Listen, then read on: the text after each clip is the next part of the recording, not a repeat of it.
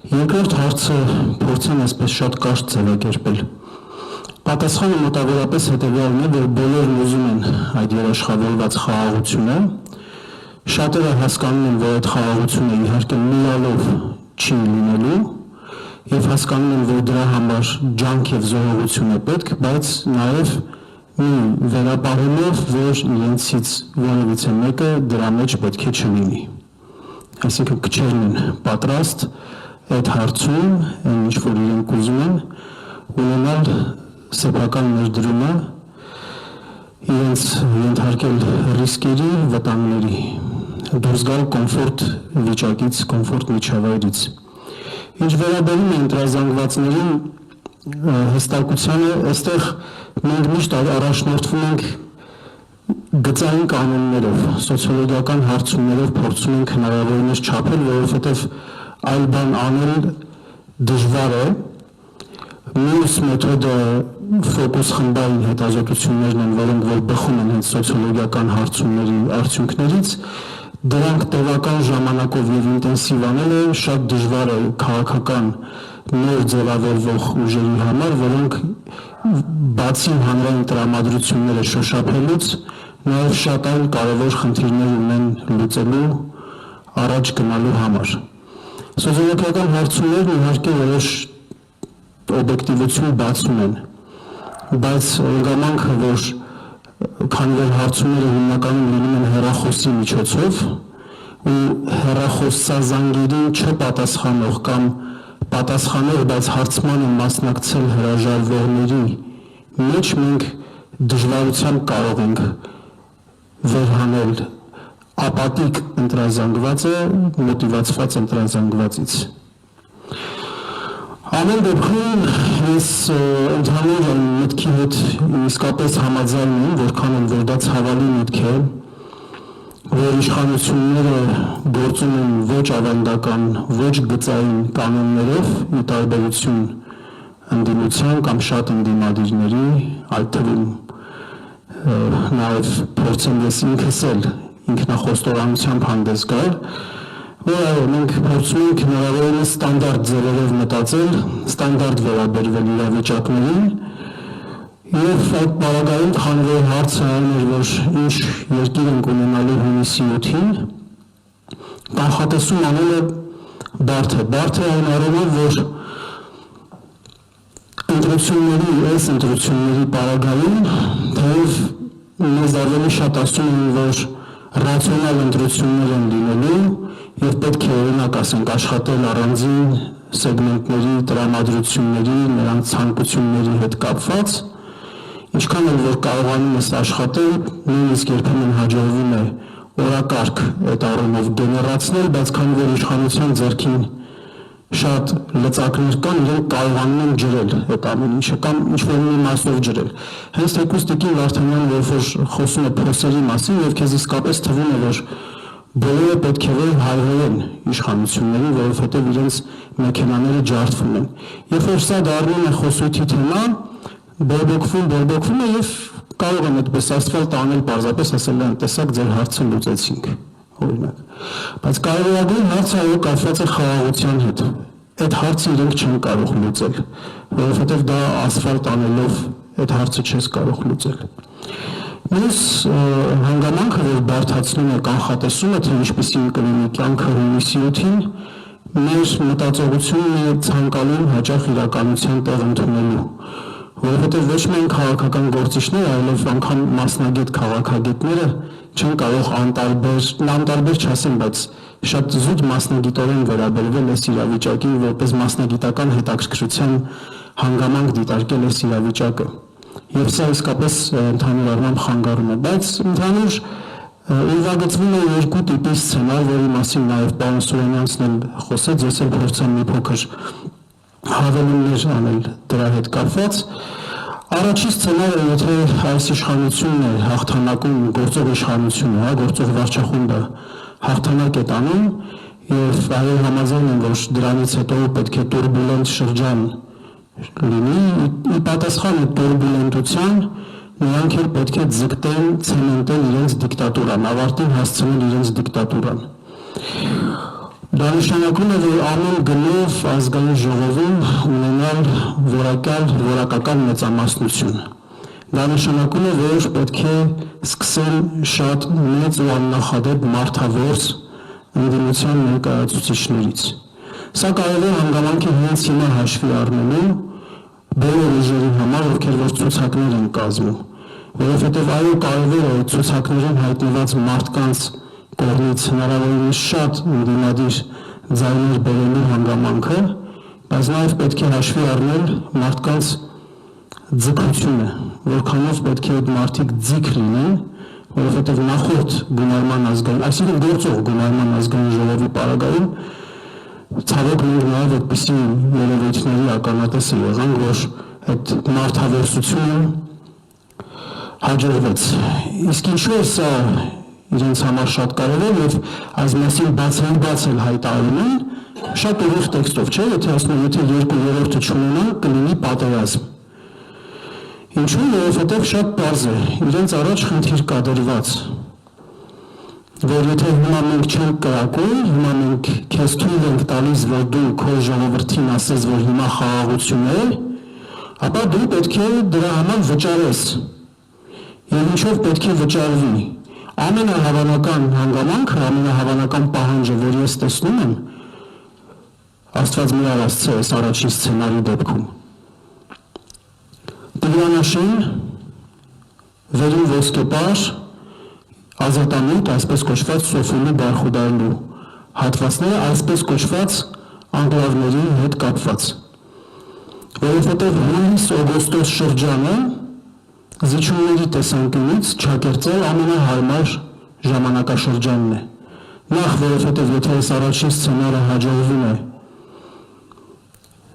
հիասթափությունն է մեծ լինում և քաղաքական մասնակցության անկում, և հնչորդ, որ բնականորեն կլիմայական պայմաններով պայմանավորված շոկ է լինում և մարդիկ իրենց տալիս են հանգստի։ Եվ սա շատ հարմար ժամանակաշրջան է լինում,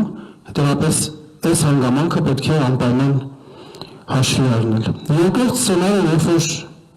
ընդդիմությունը ավելի շատ ձայներ է հավաքում, քան իշխանությունը, գործող իշխանությունն ու նրա արբանյակը, ներկայիս մեր անելիքներից մեկը կարծում եմ պայմանավորվածություն ձեռք բերելն է հետևյալ բանաձևի շուրջ բոլորի կողմից։ Անկախ նրանից ով ինչքան է հայհոյում, ով ինչքան չի սիրում։ Բանաձևը հետևյալն է, եթե իմ ձայնը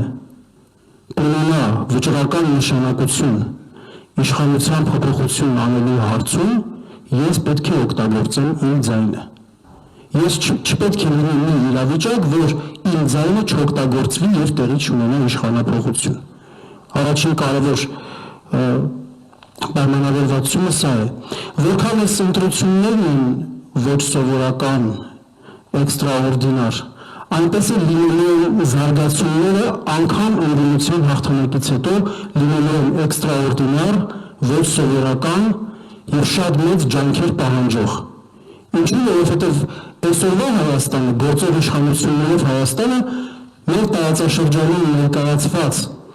իրային կենտրոնների մեծ մասի ձեռնտու Հայաստան է։ Այդ թվում Մոսկվայում ձեռնտու Հայաստան է։ Ինչու, որովհետև այսպիսի իշխանություններով նա հնարավորություն ունի չկատարել իր պայմանագրային պարտավորությունները։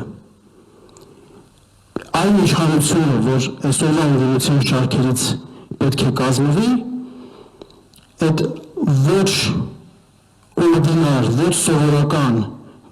երկու մեծ բան պետք է անի։ Առաջինը մեծ հաշտեցումն է։ Մեծ հաշտեցումը պետք է տեղի ունենա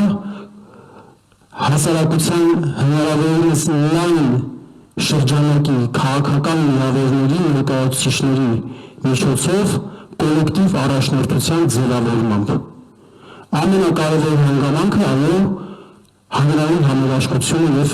մեծ հաշտեցումն է։ Միայն դա ունենալով մենք կարող ենք հարաբերող այս վիճակում, աշխարհաքաղաքական տուրբուլենտ այս վիճակում կարողանանք մեր շահը հաշվի առնելով առաջ գնալ։ Եվ երկրորդը մեծ համաձայնություն պետական քաղաքական այն մոդելի շուրջը, որը կարճաժամկետ հեռանկարում սահմանադրական փոփոխությունների միջոցով այդ համակարգը կձևավորվի համակարգ, որտեղ հնարավոր չի լինի այլևս պետական իշխանության ուզուրպացիա, որտեղ քաղաքական մեծամասնությունը չի կարող տիրապետել անկախ պետական ինստիտուտներին եւ առաջին հերթին դատախազությանը։ Ես ուզում եմ շեշտել այս դատախազության հանգամանքը, այդ 2/3-ը, 3/5-ը ընդհանուր առմամբ անհրաժեշտ։ Իրեն շատ անհրաժեշտ է, որովհետև գործող դատախազի լիազորությունների ժամկետը 2028 թվականին է լրանում։ Իրեն պետք է այնպիսի ազգային ժողով,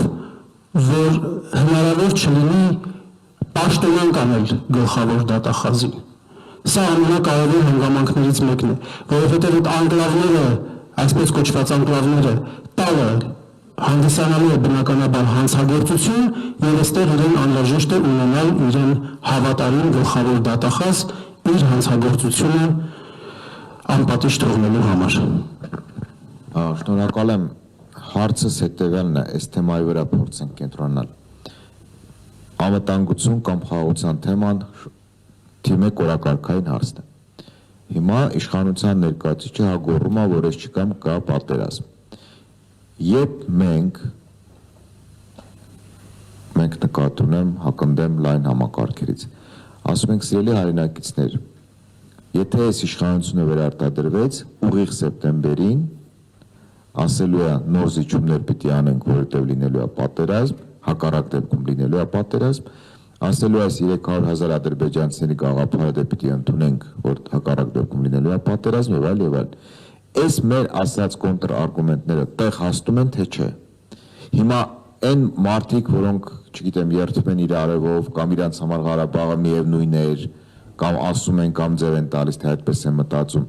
այդ մարդկանց հետ հնարավոր է խոսալ, թե կամուրջներ այրված են։ Այս բաները, որ ասում ենք, որ այս իշխանության վերարտադրման դեպքում շատ բարձ սցենար է սպասում, շատ բարձ, հենց այն սեպտեմբերին, այս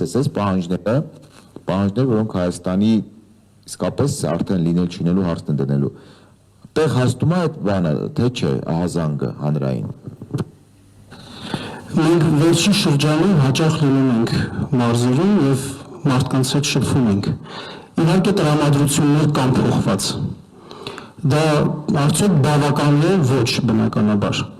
Հարցը դնել հետևյալ կերպ հնարավոր է փոխել, թե հնարավոր չէ, կարծում եմ այդ հարցադրումը ճիշտ չէ, այլ պետք է անել հնարավորինս։ Հնարավոր թե չէ, ասում հասկանալ, չէ, բոլորն են տարաճանաչ մարդիկ են, մեր հայրենակիցներ են, անկախ էլեկտորալ նախասիրություններից։ Պարզ հարցադրումները նույն պետական համակարգին, որոնք շատ ավելի կրթված են, շատ ավելի պատրաստ են, ինֆորմացիա տիրապետում են։ Լավ, ասում ես դու հանուն պաշտոնի, հանուն քո հաստիքի, հանուն եւ այլն կարող ես հրապարակային կարծիք չհայտնել, բայց դու որպես Հայաստանի քաղաքացի հասկանում ես ինչ ես սպառնալու։ Ըստ քեզ հասկանում են, թե չէ, թե փակ վարակույրը դրել են եւ ասում են մենք այլ Հայաստանում ենք ապրում, դուք այլ։ Եթե մենք խոսում ենք ներքին համերաշխությունից, ներքին հաշտությունից, այս էլ է կարևոր։ Մենք նույն հասարակությունն ենք, թե արդեն Հայաստանի տարբեր մոլորակներում ենք ապրում։ Այդ շատ կարևոր է հասկանալ։ Դժվարանում եմ այդ հարցին պատասխանել, որովհետև այդ պատասխանը տալ մենակ մեր շփումների արդյունքում ստացված տպավորությունների վրա, այսպես պատասխանատու հայտարարություն անել ամեն դեպքում դժվար է, բայց համենայն դեպս տրամադրությունների այն փոփոխությունը, որ մենք տեսնում ենք, եթե համեմատում ենք 2021 թվականին եւ ներկայիս նախընտրական շրջանները, տրամադրության այն փոփոխությունները, որ առկա են, դա անվիճելի է։ Հիմա ավելի շատ դերակշռում է վախի մթնոլորտը եւ պարզապես մարդիկ շատ բաներ մտածում են, այսպես ինչպես որ դուք եք ասում, պարզապես դրա մասին արտահայտվելը, կարծիքի առաջատարները տարբեր գյուղերում կամ մարզային քաղաքների տարբեր շրջաններում պարզապես ինչ հանգամանքներից ելնելով, վախի մթնոլորտից ելնելով բարձրաձայն չեն խոսում, բայց այն, որ ընդհանուր տրամադրությունների էական փոփոխություն կա, դա անհերքելի է։